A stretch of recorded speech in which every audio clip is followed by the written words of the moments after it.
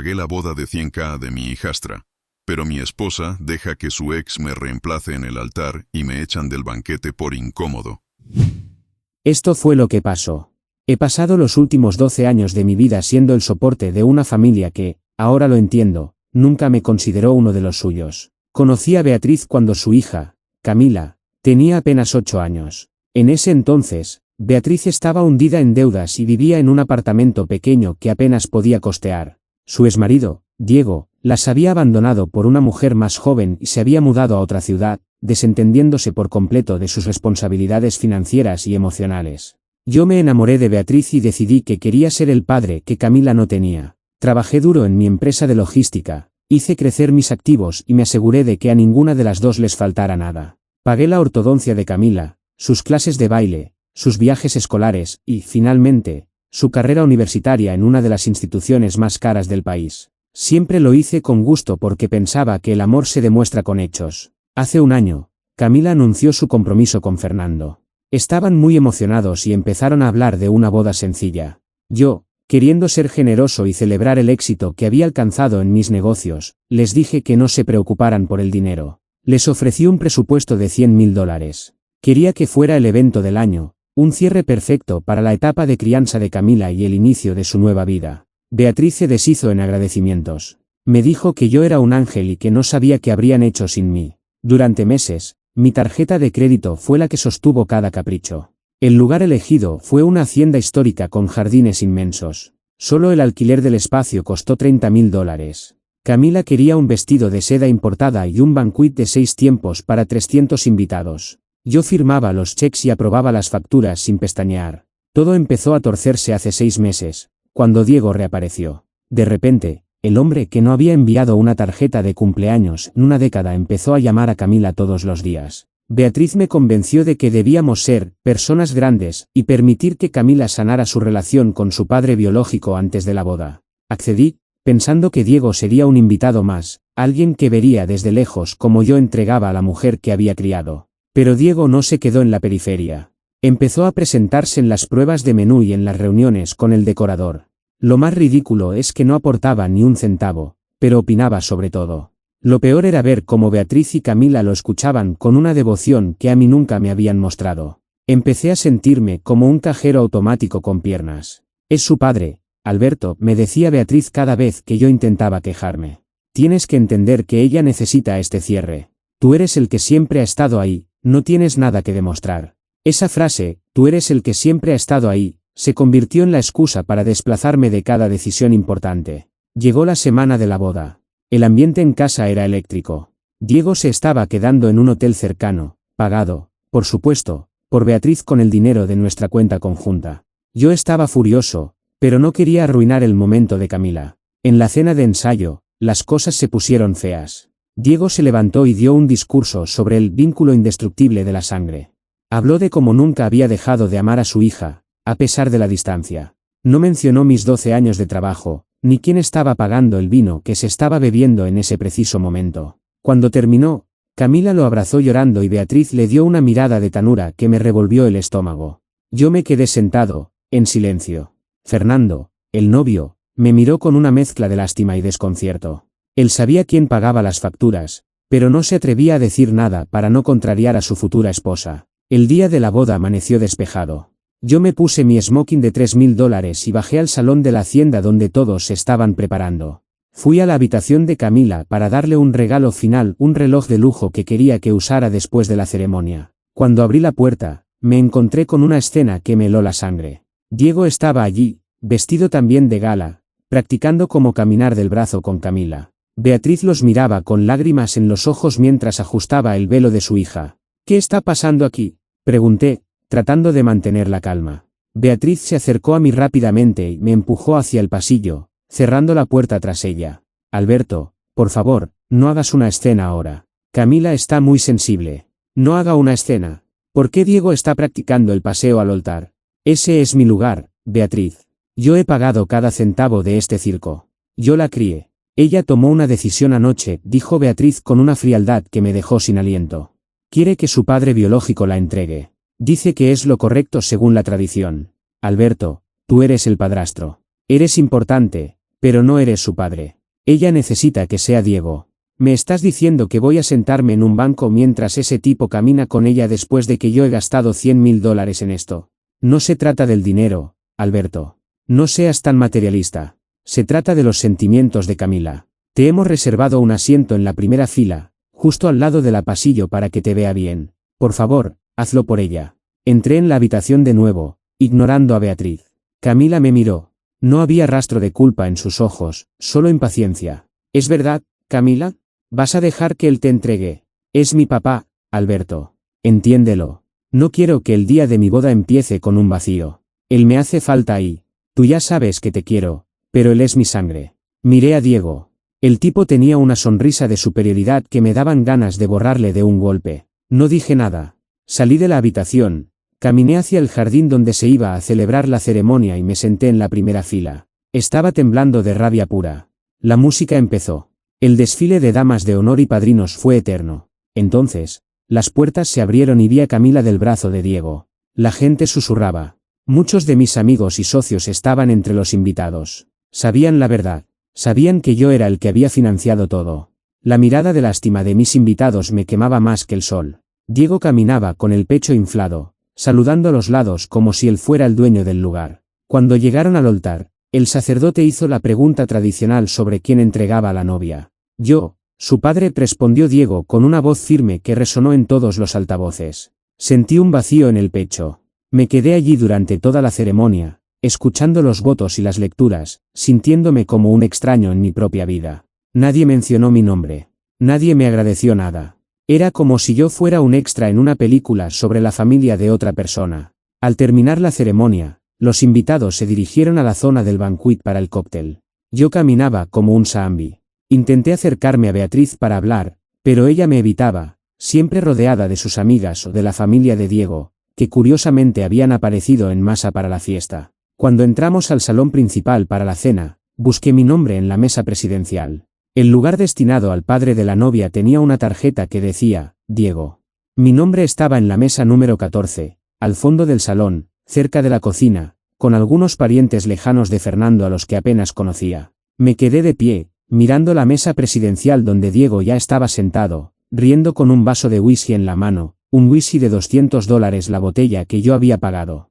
Beatriz estaba a su lado, actuando como si todavía estuvieran casados. Fui directo hacia ellos. No me importaba la discreción en ese momento. Beatriz, tenemos que hablar ahora mismo, dije, tratando de no gritar. Alberto, siéntate, por favor.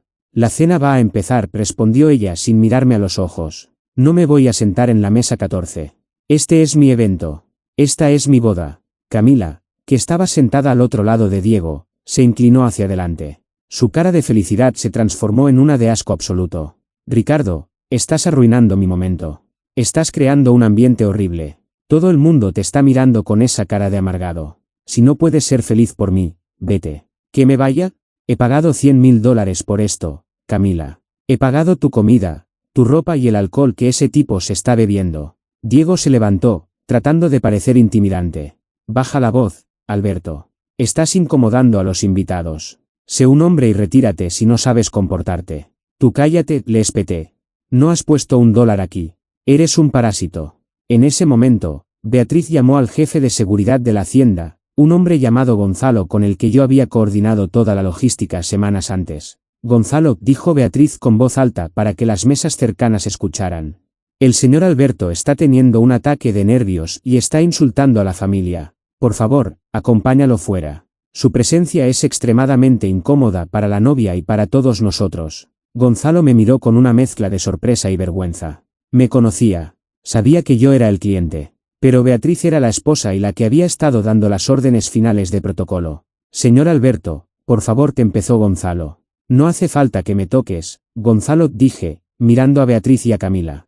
Me voy. Pero antes de irme, quiero que sepan una cosa. Si yo soy tan incómodo, entonces mi dinero también debe serlo. Salí del salón escoltado por la mirada de 300 invitados. Algunos estaban en shock, otros se reían. Escuché a alguien decir, vaya forma de arruinar la boda de su hijastra, qué hombre tan egoísta. Caminé hacia el parking, pero no me subí a mi coche. Me senté en un banco de piedra cerca de la oficina de administración de la hacienda. Mi cabeza iba a 1000 por hora. Ya no sentía tristeza. Solo sentía una frialdad absoluta. El amor que sentía por Beatriz y Camila se había evaporado en ese salón, reemplazado por una necesidad quirúrgica de justicia. Eran las 9 de la noche. La cena apenas estaba siendo servida. Fui a la oficina de Gonzalo. Él estaba allí, revisando unos papeles, probablemente sintiéndose mal por haberme echado. Alberto, de verdad lo siento, pero la señora Beatriz fue muy clara y no te preocupes, Gonzalo. No te culpo a ti. Estás haciendo tu trabajo. Pero ahora vamos a hacer el mío. Saqué mi teléfono y entré en la aplicación de mi banco. También abrí el correo donde tenía los contratos firmados con todos los proveedores de la boda. Gonzalo, revisa el contrato de la hacienda. ¿A nombre de quién está? Él lo abrió en su ordenador. A nombre de Alberto Santillán. Solo el suyo. Exacto. Y como cliente único, tengo el derecho de rescindir los servicios de forma inmediata en caso de insatisfacción grave, asumiendo las penalizaciones, ¿verdad? Sí, pero eso significaría cerrar el evento ahora mismo. No solo eso, Gonzalo. Mira el contrato del catering, de la orquesta, de la barra libre y de la iluminación. Todos están a mi nombre. Todos tienen una cláusula de cancelación de último minuto que permite retirar el servicio si el titular lo ordena personalmente. Gonzalo palideció. Alberto, hay 300 personas comiendo ahí dentro. Si corto la luz y retiro el servicio de catering, será un desastre. Ese es el plan. Quiero que cortes la música ahora. Quiero que los camareros dejen de servir la comida. Y quiero que la seguridad de la hacienda pida a todos los invitados que abandonen las instalaciones en los próximos 30 minutos porque el evento ha sido cancelado por el pagador. Señor, esto le va a costar una fortuna en penalizaciones. Ya me ha costado $100.000 aprender que no tengo familia, Gonzalo. Los otros 50.000 por cancelación me parecen una oferta. Hazlo. Ahora. O llamaré a la policía para informar que hay personas no autorizadas usando un espacio que yo he alquilado y del cual he sido expulsado. Gonzalo suspiró y cogió su radio. Me quedé en la puerta de la oficina. A los 2 minutos, la música de la orquesta se detuvo en seco. El silencio que siguió fue sepulcral. Luego, las luces intensas de emergencia del salón se encendieron, eliminando el ambiente romántico de las velas. Empecé a caminar hacia la entrada del salón para ver el espectáculo. Vi a los camareros retirando los platos de las mesas, incluso aquellos que los invitados aún estaban comiendo. Vi a los músicos guardando sus instrumentos con caras de confusión. Entonces escuché los gritos. Beatriz salió corriendo del salón, seguida de Camila y Diego. Camila tenía el vestido manchado de vino y estaba llorando histéricamente. Gonzalo, ¿qué está pasando?, gritó Beatriz. ¿Por qué se llevan la comida? ¿Por qué no hay música? Yo di un paso adelante desde las sombras del pasillo. He cancelado el contrato, Beatriz. Ella se detuvo en seco. Su cara pasó del rojo de la ira al blanco del terror. ¿Qué has hecho, Alberto? He decidido que si soy incómodo para estar en la fiesta, mi dinero también es incómodo para financiarla. He cancelado el catering, la barra libre y el alquiler del salón. Tienen 30 minutos para desalojar a todos los invitados antes de que la seguridad privada de la hacienda empiece a sacarlos por la fuerza. No puedes hacer eso, chilló Camila. Es mi boda. Es el día más importante de mi vida. Era tu boda, Camila. Ahora es solo una cena muy cara de la que nadie va a disfrutar. Pídele a tu papá real que saque su billetera y pague los $60.000 que faltan por liquidar esta noche para que la fiesta continúe. Oh, espera, Diego no tiene ni para el taxi, ¿verdad? Diego intentó abalanzarse sobre mí, pero Gonzalo y otros 2 guardias se interpusieron. Señor, le sugiero que se retire con la novia, dijo Gonzalo con voz firme. El señor Alberto es el único titular del contrato y ha dado órdenes legales. Los invitados empezaron a salir del salón. Las caras eran un poema. Confusión, burlas, algunos grababan con sus teléfonos. Vi a los socios de mi empresa pasar a mi lado. Algunos me dieron una palmadita en el hombro, entendiendo perfectamente lo que acababa de pasar. Otros simplemente bajaban la cabeza. Beatriz intentó abrazarme, llorando desesperada. Alberto, por favor, piensa en lo que estás haciendo. Podemos arreglarlo. Vuelve a entrar, te pondremos en la mesa principal. Diego se irá a otra mesa. Por favor, no nos hagas esto. La aparté con suavidad pero con firmeza. Es tarde para negociar, Beatriz. Mañana recibirás una llamada de mi abogado. He decidido que también soy demasiado incómodo para seguir pagando la hipoteca de la casa y tu estilo de vida. Tienes un mes para buscarte un sitio donde vivir con tu familia biológica. Me di la vuelta y caminé hacia mi coche. Mientras me alejaba por el camino de la hacienda, miré por el retrovisor. Vi a Camila sentada en el suelo, con su vestido de novia blanco sobre la grava, rodeada de invitados que se marchaban. Vi a Diego gritándole a un camarero que se llevaba una botella de champán. Y vi a Beatriz, sola en medio del jardín, dándose cuenta de que acababa de perderlo todo por jugar con la lealtad del hombre que las había salvado de la miseria. Conduje hasta un hotel de la ciudad. Apagué el teléfono. Sabía que las llamadas serían incesantes. A la mañana siguiente, cuando encendí el móvil, tenía 142 llamadas perdidas y más de 300 mensajes. Los mensajes eran una mezcla de odio puro y desesperación. Beatriz pasó de llamarme monstruo a las 3 de la mañana a rogarme por misericordia a las 6. Camila me envió un audio de 2 minutos donde solo se escuchaban sus gritos y el sonido de cosas rompiéndose de fondo. Me acusó de haberle provocado un trauma permanente. Diego, por su parte, tuvo la audacia de enviarme un mensaje de texto diciéndome que, como hombres, debíamos arreglar esto y que yo debía pagar la cuenta del hotel para no quedar como un poco hombre. Bloqueé el número de Diego de inmediato. A Beatriz y a Camila las dejé en silencio, pero no las bloqueé. Necesitaba que siguieran enviando pruebas de su hostilidad para mi abogado. Me levanté, me duché con agua fría y pedí un café cargado a la habitación. No sentía el remordimiento que ellas esperaban que sintiera. Sentía una claridad mental que no había tenido en años. Durante más de una década, mi juicio había estado nublado por el deseo de ser aceptado por ellas. Había comprado su afecto con vacaciones, ropa de marca y una vida de lujos que Beatriz nunca habría podido costear con su sueldo de administrativa a media jornada. A las 9 en punto llamé a Mauricio, mi abogado de confianza. Él ya estaba al tanto de parte de la situación porque yo le había pedido revisar los contratos de la boda semanas atrás, cuando empecé a notar la actitud sospechosa de Diego. Alberto, he visto las noticias en redes sociales, dijo Mauricio. El vídeo de tu hijastra llorando en el suelo de la hacienda tiene miles de reproducciones. Te están pintando como el villano de una película de Disney. No me importa la opinión de gente que no paga mis facturas, Mauricio, respondí. Quiero saber cuál es nuestro siguiente paso. Quiero el divorcio y las quiero fuera de mi casa hoy mismo. La casa es un bien propio, la compraste antes del matrimonio, así que eso es sencillo. Pero tenemos que actuar rápido antes de que Beatriz intente alegar que es el hogar conyugal para quedarse allí meses mientras dura el proceso. Ya tengo a un procurador listo para entregar la notificación. Hazlo. Y llama a un cerrajero. Me reuniré contigo en la casa en 1 hora. Llegué a la propiedad antes que ellas. Sabía que se habían quedado en el hotel de la hacienda porque no tenían cómo pagar el transporte de regreso para todos los invitados y familiares de Diego que habían traído. El cerrajero ya estaba allí. Mauricio también. En 40 minutos, todas las cerraduras de la casa, incluyendo la del garaje y la puerta de servicio, habían sido cambiadas. Le entregué al cerrajero una propina generosa y le pedí que se retirara. ¿Qué pasa con sus pertenencias?, preguntó Mauricio mientras revisaba unos documentos en la mesa del comador.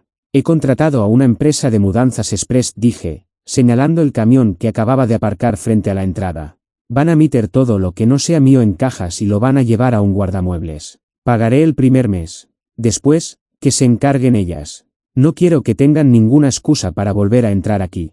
Ver a 4 hombres sacar los vestidos de diseñador de Beatriz y las montañas de zapatos de Camila fue extrañamente terapéutico. Cada caja que salía de la casa era un peso menos en mi espalda. En 3 horas, la casa se sentía vacía, fría y, por primera vez, mía. A mediodía, el timbre del portero eléctrico sonó con insistencia. Miré por la cámara de seguridad. Era el coche de Fernando, el esposo de Camila. Beatriz y Camila bajaron del vehículo. Diego no estaba con ellas. Al parecer, el padre biológico ya había empezado su retirada estratégica ahora que no había comida gratis ni barra libre. Beatriz intentó meter su llave en la cerradura. Al ver que no giraba, empezó a golpear la madera con el puño. Alberto, abre la maldita puerta. Sé que estás ahí, gritaba desde la calle. Salí al balcón del segundo piso. Me apoyé en el barandal y las miré desde arriba. Camila tenía la cara hinchada y todavía llevaba puesto el vestido de novia, aunque ahora estaba gris por la suciedad y roto por el dobladillo.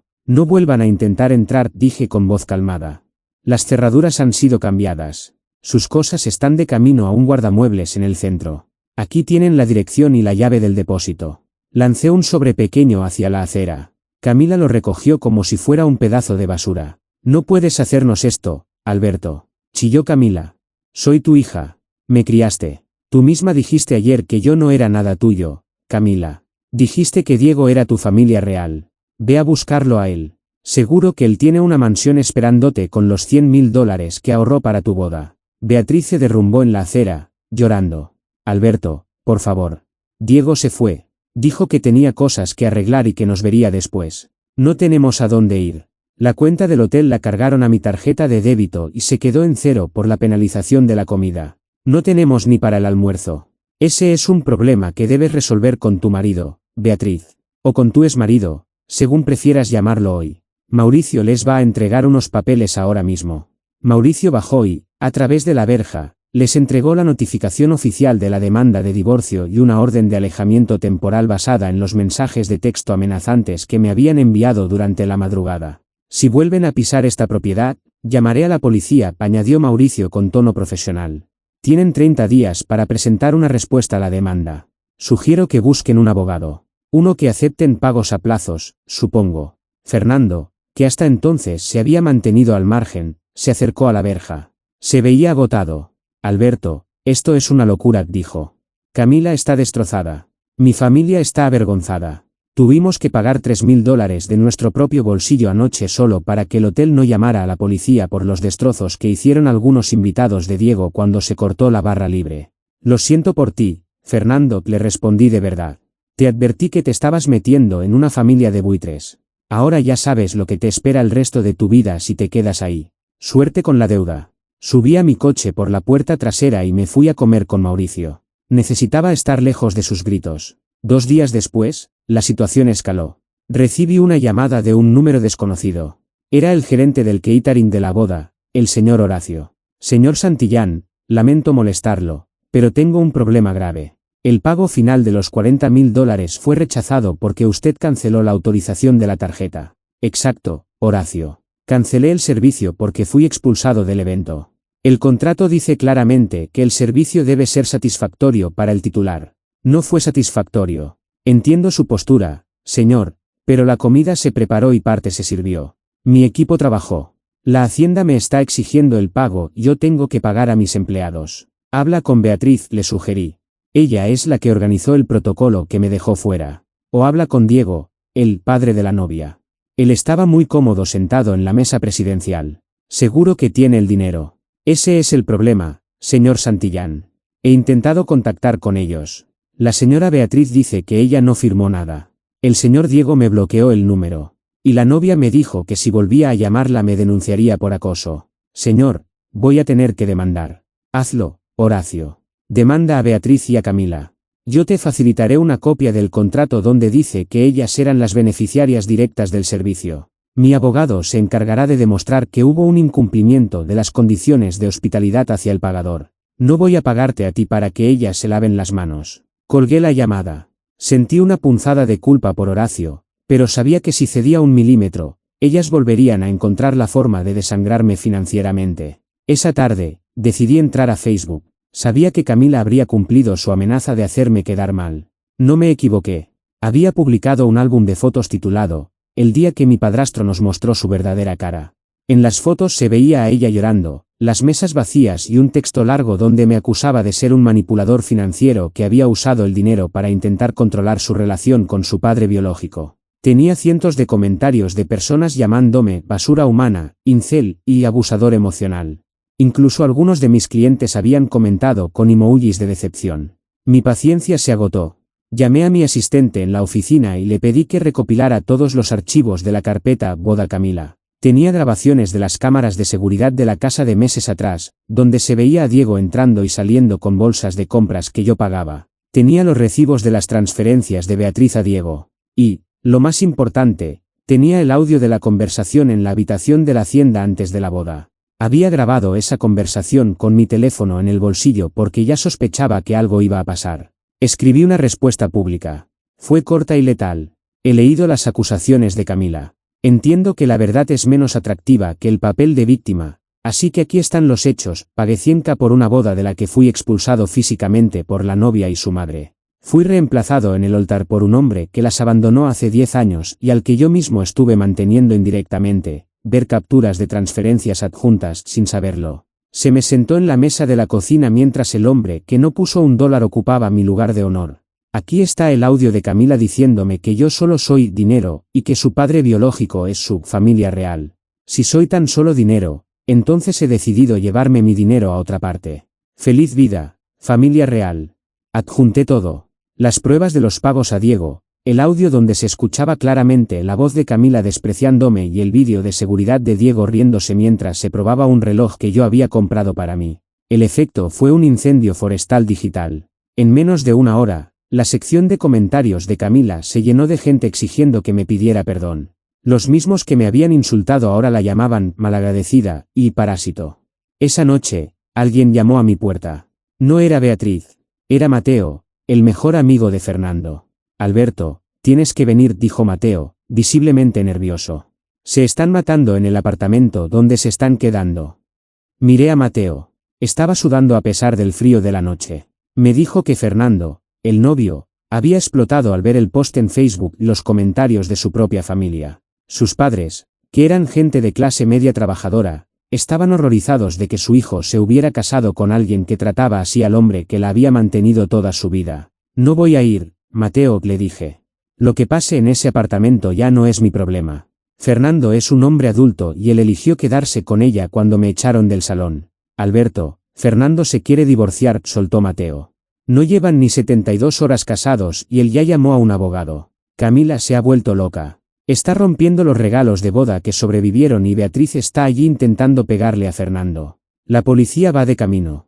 Esa última frase me hizo cambiar de opinión. No por ayudarlas, sino porque quería ver el final del incendio que ellas mismas habían provocado. Quería cerrar ese capítulo viendo cómo la realidad las golpeaba de frente. Subí al coche de Mateo. El trayecto fue silencioso. Cuando llegamos al edificio de apartamentos donde vivían, ya había una patrulla de policía con las luces encendidas. Subimos al tercer piso. El pasillo olía a tabaco y a humedad. Era un lugar miserable comparado con la casa de $1 millón en la que habían vivido conmigo. La puerta estaba abierta. Dentro, el caos era total.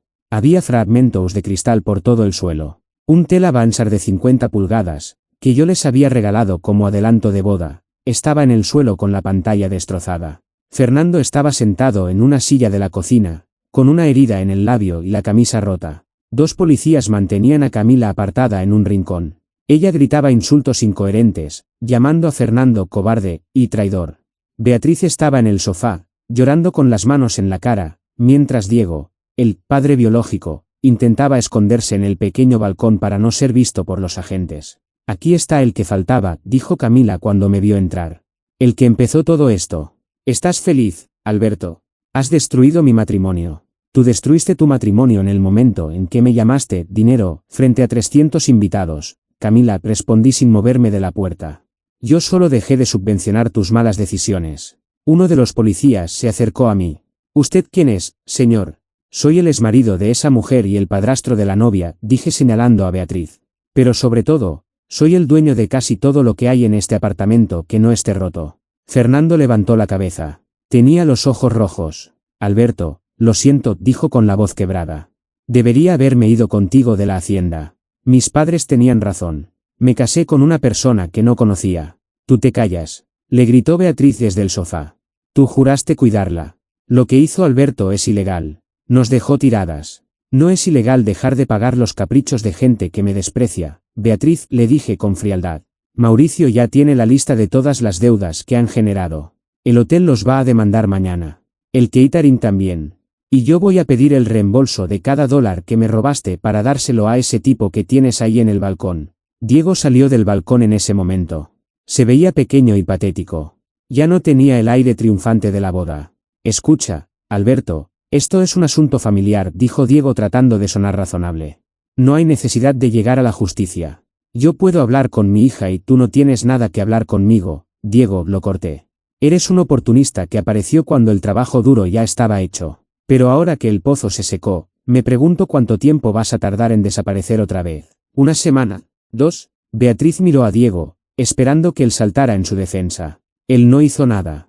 Solo bajó la mirada y se metió las manos en los bolsillos. La policía decidió que lo mejor era que Fernando pasara la noche en otro lugar para evitar más violencia. Él recogió una mochila con lo poco que Camila no había roto y salió del apartamento sin mirar atrás. Camila intentó lanzarse sobre él, pero los agentes la sujetaron con fuerza. Te vas a arrepentir, Fernando, gritaba ella.